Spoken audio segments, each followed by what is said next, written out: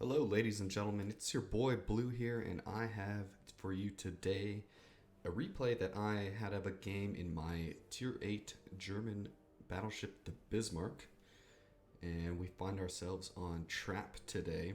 And looking at both the teams, it's a pretty heavily Tier 8 game. The Lexingtons for both sides, and a couple of Tier 6 cruisers thrown in. The biggest difference between the two teams being that we have one extra destroyer, which is very nice, especially on such a big map like this, where taking cap points is incredibly important.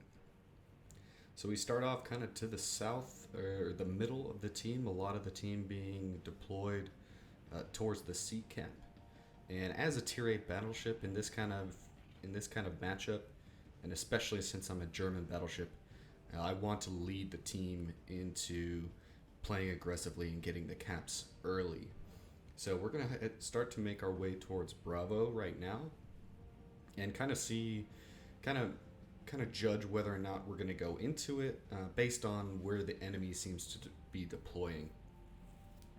As we make our way around that Mogami who hasn't loaded into the battle yet, uh, I like to point myself right at the corner of this island if I'm gonna be spawning towards the southwest on this side of the map, and just make our way over towards Bravo and see what we can see when we get over there.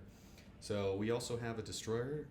He spawned about as far south as you can on this spawn, and he's going to be going towards A. This Mogami makes me a little bit nervous here. He starts shooting his guns kind of close to me. I don't know if he's going to want to torp me or something, so I'm just going to kind of keep an eye on him. So the destroyer is heading towards Alpha, which is exactly what he should be doing, because Alpha is kind of far out of the way, and it's a good thing that he's going that way. Otherwise, one of the battleships down here would have to go grab A.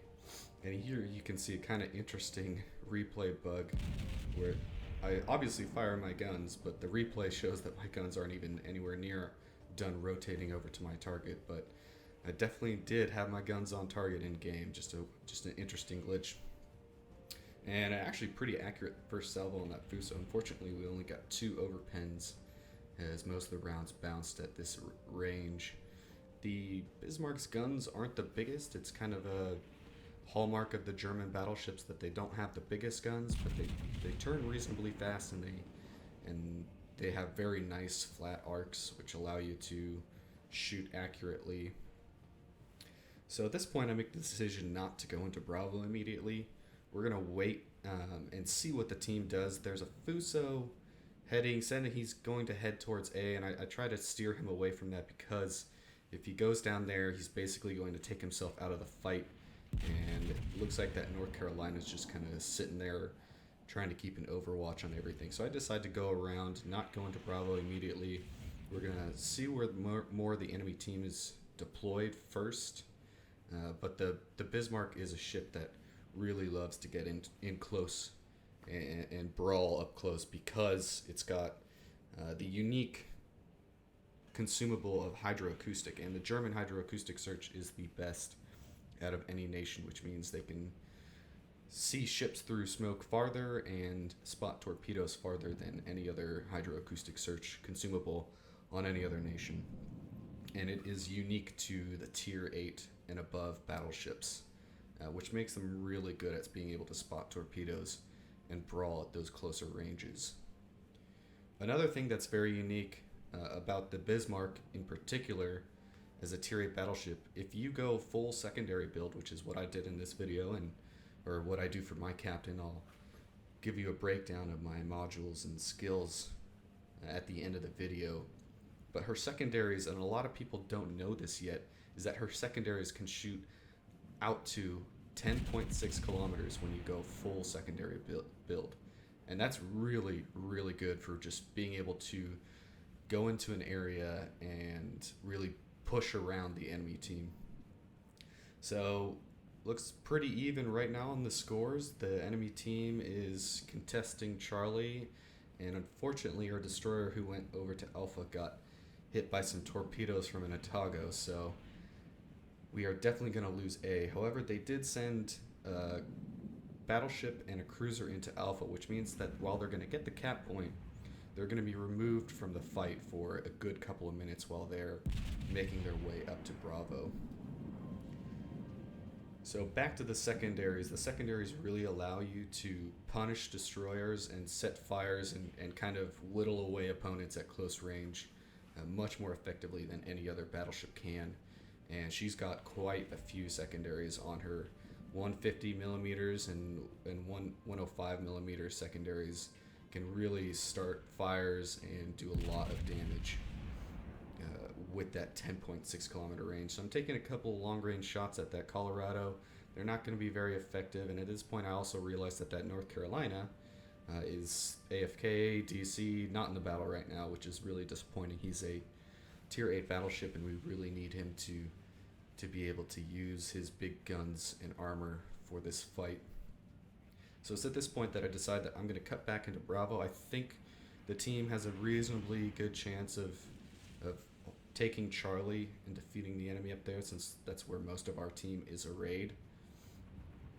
So we're just going to be making our way into Bravo and trying to be that pain in the butt for the enemy. Another feature of the German battleships is their incredibly hard to citadel armor. It's a turtleback style armor, which means that there is an inner core that is sloped, so pretty much anything at close range is going to have a really hard time citadeling you, which works out in multiple ways. You're still going to take a lot of regular penetration damage like I did right there. It was 13,000 damage from that North Carolina, but the important part is that it wasn't citadel damage, and what that means is that if you take citadel damage, you cannot repair it. It's gone forever, and your repair consumable will not repair citadel damage. The only ship that I believe right now that can repair citadel damage is the Warspite, and it's kind of her what makes her unique. But what that means for German battleships is that if you never take citadel damage, you effectively are able to repair a lot more than you would in any other battleship. So as long as you can survive and get the repairs off, using them to their fullest advantage and allowing yourself to wait for their cooldowns to go off and repair again and again, you can effectively double your health sometimes just with the amount of damage you're able to repair.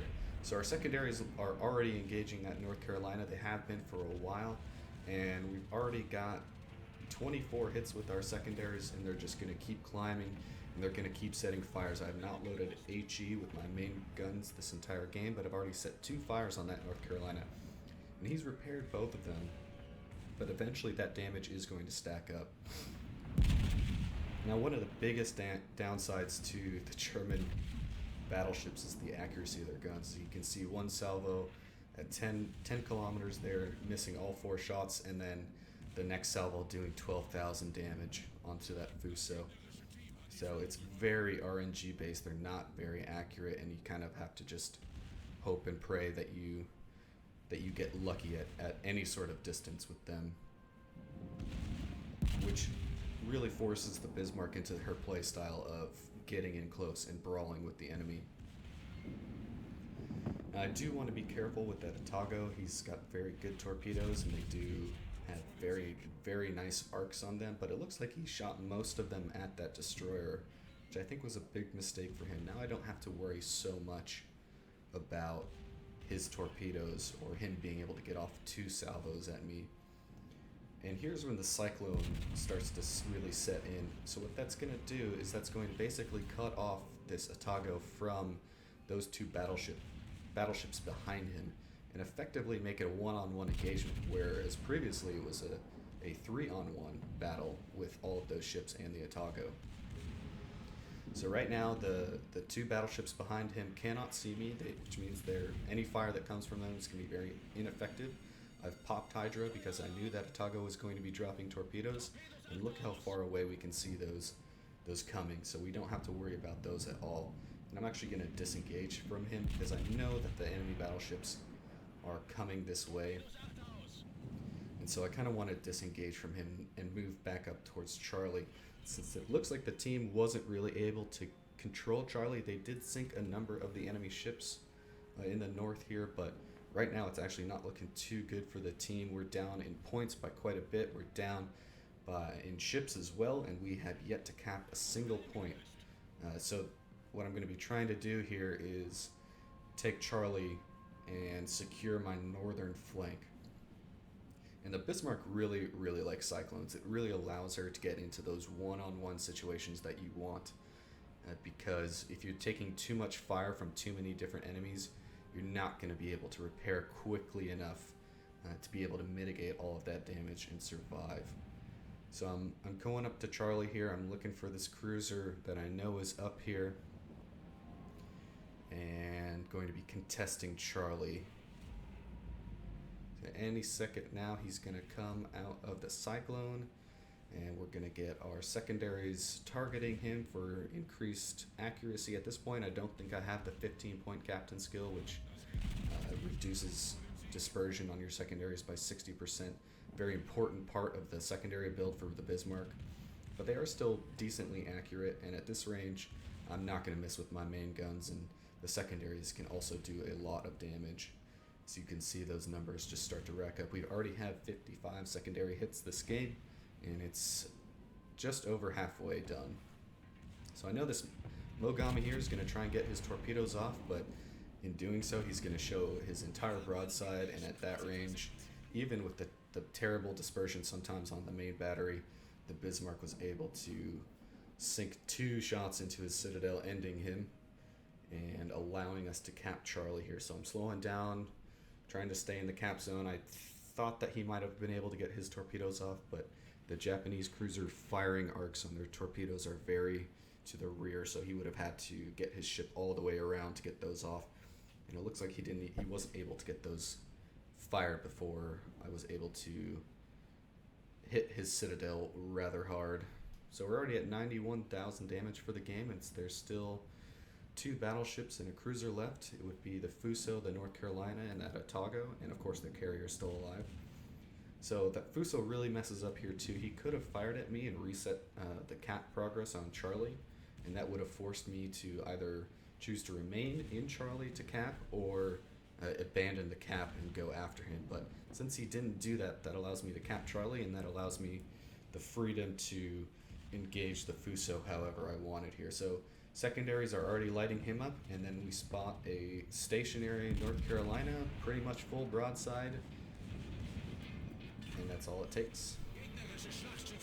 Good shot into the side of his ship. I was actually worried that the dispersion on those was not going to be good enough. And then we see the Otago come around the island here, and he's relatively broadside as well. So we'll put a shot at him, finish him off, so now we don't have to worry about a North Carolina or an Otago when we're engaging this Fuso, and he's pretty well angled. So we're going to try and see what we can do with there right here, but for the most part it's my secondaries that are going to be doing most of the work here, as we already have 24 hits on him with secondaries and 2 fires lit, and there's another one. He just repaired the fires, but at this point and at this range, he's never going to be able to repair quick enough. And we actually get some help from our previously AFK North Carolina. Came in and stole the show with his shot right there. I really needed him to come back, and he did come back from AFK or DC or whatever happened to him. So at this point, we pretty much won the game. The Lexington is not going to be a very big threat to us. The Bismarck, while it doesn't have as good anti-aircraft as the North Carolina, it is more than enough to ward off enemy carriers from bringing in all of their planes for a strike on you. You can shoot down a decent amount of planes with its AA. So kind of looking at the end here, we've got 124,000 damage, 4 Citadel hits, and a very, very good game that I really did not think that we would win. So the rest of this battle is just going to be us sailing to Alpha, getting the cap, and trying to chase down the carrier, but the Lexington's pretty hard to catch, so we're just going to cut out this part and skip to the end plates. So we can see here 124,000 damage, 102 secondary hits, 4 Citadel hits, and 8 fires. netting us a cool 389,000 credits. See, we finished top of the team with 2,798 base experience. Their Lexington really shut down our Lexington, so he had a pretty good game. It just wasn't enough. And you can see there all the secondary battery hits, 11,000 just on the battery hits alone, and then 13,000 damage from the fires those set. In the end, after repairs and resupply, 279,000 credits. So she can earn pretty well, 10,000 experience. I believe there was a couple of multipliers on that one. For my commander skills, I have basics of survivability, expert marksman, superintendent, advanced firing training, and manual secondaries. At the 16 point, I would go for basic firing training just to get that reload down on your secondaries. And for equipment modules, I have main armament 1, secondary battery accuracy, damage control, rotor shift, and target acquisition for a little bit extra spotting range on enemy torpedoes. Well, that's it for this replay video. I am still working on these sound settings, so if they're still a little off, I apologize. It's a continuous work in progress. If you do decide to pick up the Bismarck, I do not think you'll be disappointed. She is a lot of fun with that secondary build. Anyways, good luck out there, and I'll catch you next time.